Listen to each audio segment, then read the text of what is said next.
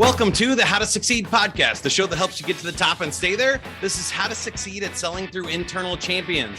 The following podcast is copyrighted by Sandler Systems, Inc. and protected by U.S. copyright laws. Sandler is the worldwide leader in sales, management, and customer service training. You can find us at sandler.com. And don't forget to subscribe to this podcast wherever you are listening to it right now, or on iTunes, Google Podcasts, or Spotify.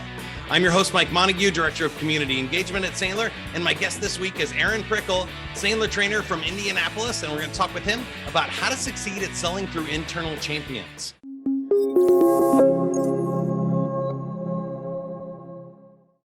Aaron, welcome to the podcast. Tell me a little bit about selling through internal champions. What does that mean, and what are we talking about today? Well, Mike, if you just take the title in itself, there are often times where sellers are in conversations within accounts where ideally, yes, we would like to be talking to the person or persons who are making the decision, but oftentimes they're not. So this conversation is, how do you increase the likelihood of succeeding when you're selling through those internal champions that basically have to go fight for you? Yeah, I think that happens a lot, especially in enterprise sales or larger accounts where, of course, we'd like to get to the CEO or the owner, but sometimes that doesn't happen. They're out of state, or they're not actively engaged, or you need to go through a buying committee or process of some kind. And oftentimes, especially in competitive situations, we can't get in the room when they're actually making the decision. And of course, we'd like to, and there are other podcasts where we can strategize about how to do that. But particularly when you have somebody that's on your side, they love what you do, they love your product, they want to get you in there. How do you work with those internal champions? What are some of the ideal attitudes for that? Well, you got first, I guess, if you're taking it strictly from an attitude perspective, it starts with our attitude and do we believe that we can truly help them? And on the flip side, it's how do you develop their attitude and mindset that they're willing to fight for it because their belief is so strong in how your product, your company's services will actually help the company. So it's a twofold piece, but from an attitude perspective, it's the understanding of, yes, ideally we'd like to get to the top, but to your point, especially in enterprise, that's often not the case. So it's the attitude and understanding of, I can set the stage here to still be able to help said client at the end of the day. Yeah. And I think I really like this situation as a seller because you can ask some really good questions. You can kind of take a what we call a not okay position, or you don't have to be as aggressive here because you got a champion. So you can say, how can I help you look good in this situation? Why do you find this interesting and compelling for your organization? And they can really help you build the business case along here. So it's really having a teammate on your side if you can get the situation set up. Anything else come to mind when it comes to attitude here? No, I think even the attitude of, you gave some great questions there, and an early on question of, what does leadership think of this? Or does leadership know we're talking? Early on starts to build the understanding of, where's this at in the organization? Is this someone who's going out on their own? Was this a strategy or a directive that is set out by the company? But again, it's the mindset and the belief of, there are gaps that we can help with. If they're open to the conversation, let's lock arms and make it happen. I like the one you asked about leadership, because I think one of the common mistakes people make when they have an internal champion is getting happy ears and thinking they got the deal. Oh, well, Aaron loves us, so this is a done deal. Boss, we got this one in the bag. 80% chance of closing this one even early on. But sometimes I've seen where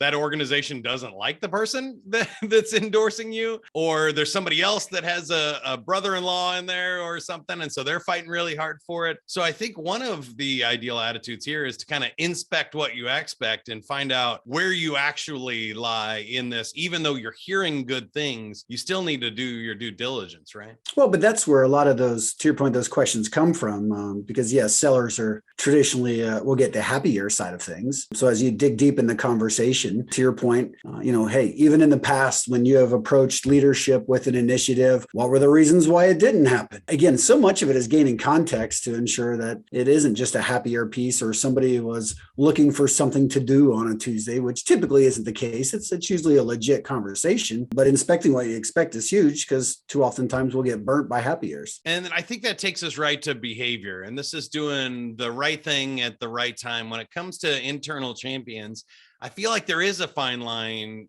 here, because you don't want to try and go over their heads, but you don't want to trust them that much either. How do we find that right balance? Well, part of the behavior is engaging in a decision step very early on. So if early on we're engaging in understanding the process in which an organization may go through, it's not about, to your point, going over someone's head. It's just, let's lock arms together again and understand what the process is so we all know what rules we're playing by. And to your point, it's not about, I won't talk to you because you're not the person. That's not the case in a lot of situations. So part of that behavior is early on engaging and understanding, even from a process perspective, which is a tactic, obviously, how to uncover it. Once you get into that part of the conversation and you're uncovering some good killer true pain from that perspective, the behavior touch points start to change once both people have fingerprints all over that proposal or solution and how to get to that final stages of the deal. I like what you said there about doing an early decision step, because I think sometimes when people are Sandler trained, and especially their first time through, they confuse this, that it has to be very linear or you don't move on from the pain step and until that. But sometimes you need some early information. I call them, mini submarines or mini Sandler selling systems, where you're going to have to do the Sandler selling system with this person, but then also for the organization at large. So you're going to have to find pain again with other decision makers, or you're going to have to see if the leadership agrees that that decision making process was the same as what your internal champion outlined, right? Well, but take what you just mentioned. Too many times in the traditional sales world, Mike, if you ask 100 sales professionals around, what do you need to know when it comes to a decision step, for the sake of the word, most people go, you need to know who's making the decision. Well, sure, that's all good. Frankly, I'd rather know what process are they going through and the criteria that are going to be used in the first place, because if you only know who, you may not know what the process is. And now we're getting caught in waiting and not realizing that it had to go through several other steps. And someone may be the ultimate quote unquote decision maker, but back to the conversation that we're having today, there may be a myriad of people who are influencing that decision. So, wow, you may know who the person is, but you don't know that entire cast of characters that's wrapped around it that can heavily influence to help drive a decision. Awesome. And the last thing when I think about behavior is, when do we engage with this person? Because I think savvy sellers, professional salespeople know that you need to check in with these internal champions almost as like your sales coach for this deal. And so you can test a proposal and say, hey, if I submitted this, what do you think my chances of winning it are? And David Sandler used to, have a good line like, not very good, and then you say, oh, okay, well, I'm not submitting that then. Just kidding. Let me go in a different direction. And I think also, even after deals, I think people miss that once you've given your presentation or proposal, you need to circle back with your champion again and say, like, how did we do? What are our chances? Did anybody of our competitors do something that was amazing or spectacular that we need to circle back on? Did I miss anything? Because in my career, I've been able to go and say, like, hey, it sounds like we blew that part about the ABC widget. Can I take another swing at it and record a video for them, or send some extra information that we didn't quite feel like we nailed during the presentation? Does anything else come up? I know we've hit some early stuff, but anything late stage or any other behavior things that we need to check in on? But let's take your late stage comment. If we look at a lot of the challenges sales professionals run into late stage, it's because we rush to get to that point. So are there late stage items? Yes, let's get there in a second, but let's back it up one more step too. To your point, the rough draft review, for a lack of better words, is a great way to get that pulse check from that internal champion so they can continue to put their fingerprints on it. But Mike, so much of this is they're most likely also not going to go specifically straight to the person first. They're going to litmus test off a couple other folks. So a lot of times a really clear next step of, hey, when would we like to talk again, and just get some initial feedback to ensure you and I continue to bring to the table what's most wanted and needed. So oftentimes too, what we fail to realize is it's not always this one nice step that goes from internal champion straight to leadership. They're also looking for some linear buy-in, because a lot of those conversations do happen in a group, or it's happening at a monthly board meeting or a monthly leadership meeting where that's more than just the leader that needs to be involved. So there's all those other little behavioral touch points that are gaining buy-in throughout the process, so that by the time it does come to a final decision point, you have as many people fighting for you as possible. Yeah, I think that is a really good point, and takes us to technique. We've mentioned a few already, some great questions you can ask or when you can check in, but does anything else come to mind for technique of how we actually gauge these internal champions? Well, in terms of gauging them on are they truly an advocate for us, or how to truly build a case? I think more about building the case. Yeah. Well, part of it goes to if the CEO, CIO, EVP were in this conversation, what do you think he or she would be saying? I always love the question of if they were in this conversation, how aligned would their responses be to what you're sharing with me? Right. So much of it does boil down to alignment and what do you think they would be saying? And to your point, once it gets to a proposal stage, it's okay, let's pretend this now does land on leadership's desks. Where are their eyes going to go? What are they going to want to ensure they see? Because the things that may be important to champion and ourselves may not be fully in alignment. So it's how do we build a case that's all encompassing? So not only does it influence and affect the champion, but it also is influencing and affect company overall strategies and goals. Yeah, I like what you said there at the end about kind of understanding the decision-making committees, personalities, and what's important to them. Obviously, we know that typically CEOs and managers or VPs like big picture stuff. They want the one pager, they want the high level stuff, but there may also be technical buyers in there. And so you can say, hey, when I know that Sarah is going to be in this meeting, what do you think is important to Sarah? Or what's her personality like? Is she a really detail oriented person, or is she more concerned about her team and what's the impact for the time? I think that's really where your internal champions help you figure out is each person. Give me insight into here that I wouldn't have from the outside of, who's in the room, what's important to them, and how do I best communicate that to them. Well, but let's take that comment you just said and go back a couple of questions that you asked of how do you validate that champion is really a champion for you? Well, if they are willing to put forth the effort and time to gain feedback and give feedback for others, and that's a great commitment test. It's a great commitment test to validate, hey, are they truly fighting for me, or do they just pseudo think it's a good idea? Because Mike, if they're willing to go to director of IT and director of marketing and director of operations to pick their brain for 15 or 20 minutes to understand how this may impact or affect them, that's a great sign of commitment. Yeah, I agree. And I think that brought up a question for me here of when are we is there such a thing as pushing too much or not enough here with our internal champions? Are you gauging it based on their commitment? Because I think sometimes in complicated enterprise sales, you really have to lean on this champion. But in other, small sales, small businesses or consumer stuff, it might just be like, hey, when you check in with your spouse, are they going to be happy about this result or not? So I think there's a kind of a wide range of involvements with a champion. What would you say are some things to look out for beyond what you said of just testing their commitment? Well, let's go back to your attitude question now. The only time something is pushy is when it only helps the seller. So think about it that way. Think about the attitude and it's real. So the only time something comes across as pushy is when it's only helping the seller. Jumping over someone's head, only helping the seller, maybe pushy. To your comment, forcing someone, I don't like to use the word force, but forcing someone, hey, I really think you should go have a conversation. That's pushy.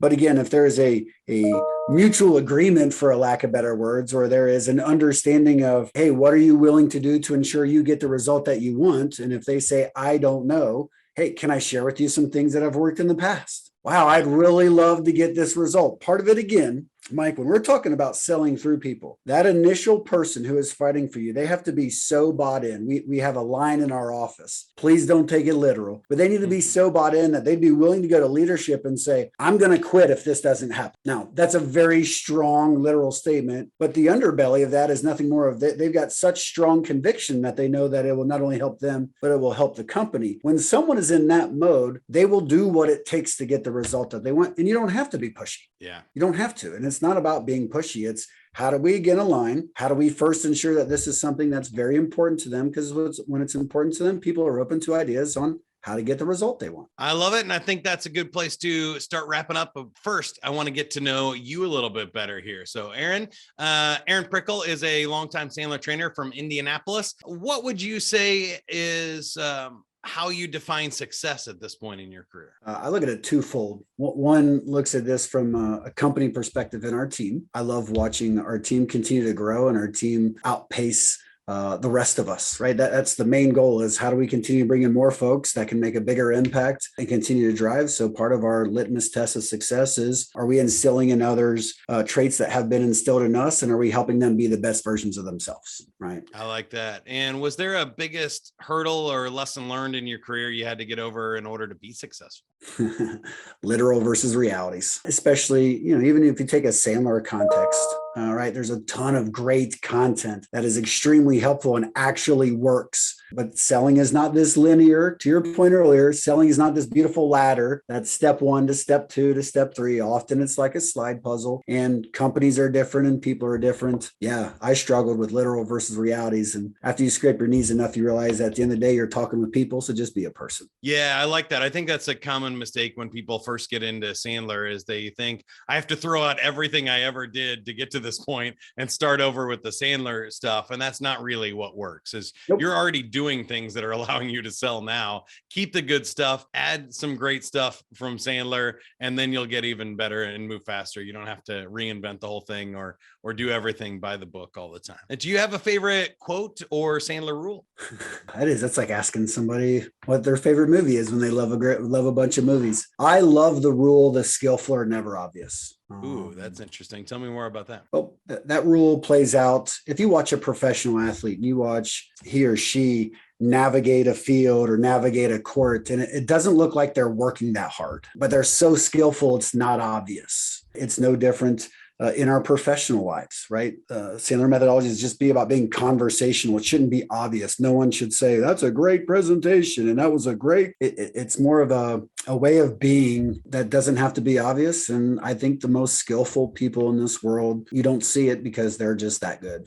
I agree with you, especially in sales, that if you notice a move, if you notice a business card slinging, fast talking salesperson, you see them coming. That's not the best salespeople. You didn't even realize you were talking to a salesperson. You're just like, oh, that person was really helpful. It was great. I got the buying process. They stayed out of the way. I got what I wanted, and it was nice. And you don't recognize that. I think that's one of the reasons salespeople and like lawyers and politicians get a bad rap, is you only see the ones that are kind of obnoxious and over the top are the only ones you notice. The great ones fly under the radar and influence things without you seeing them. Yeah. Let's wrap it up for everybody here. Based on how to succeed at selling through internal champions, what is one attitude you'd like people to have? Really, it's an attitude of abundance. It's an attitude of, I think a lot of times people have a fear that if they're not in front of the person, especially in an enterprise society or an industry, they have this fear that they can't help someone get to a desired result. And it's not true. And look, many people listening right now, Mike, have experienced that and know that for years. But too often we fall victim to, you got to get to the right person, which is true. On the flip side of that too, is the attitude of, I am legitimately here to help. And if we lock arms together, and if you truly want help, we will do whatever steps that are necessary to help that happen, versus it's my way or the highway. It's not always a my way or the highway. There's a reason why it's called a relationship. It does become a two-way street. I like that. And one behavior or thing you would like people to do leaving the podcast? Two big things from a behavioral perspective. Early on, front load your decision step.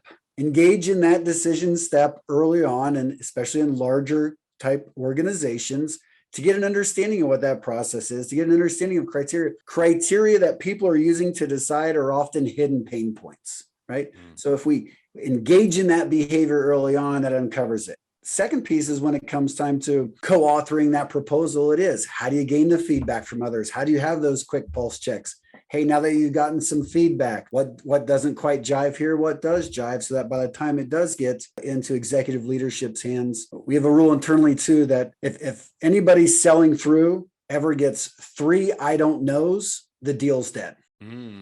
Right. So if said leader says, well, gosh, Mike, well, how is this going to work? Or how is this going to help? The third time that internal champion has to say, I don't know, the deal is dead. So as long as you keep engaging in that conversation and behaviors, so they aren't trapped in those I don't knows. And that takes a lot of work towards the end, so that they're that prepared by the time they get to the ultimate person or people. I like that one. The last thing is the best technique, tool, or hack to use, maybe a question. I really think it boils down to a couple of key questions, especially early on in a pain discovery step. One is, if leadership were in this conversation, what would they be saying, right?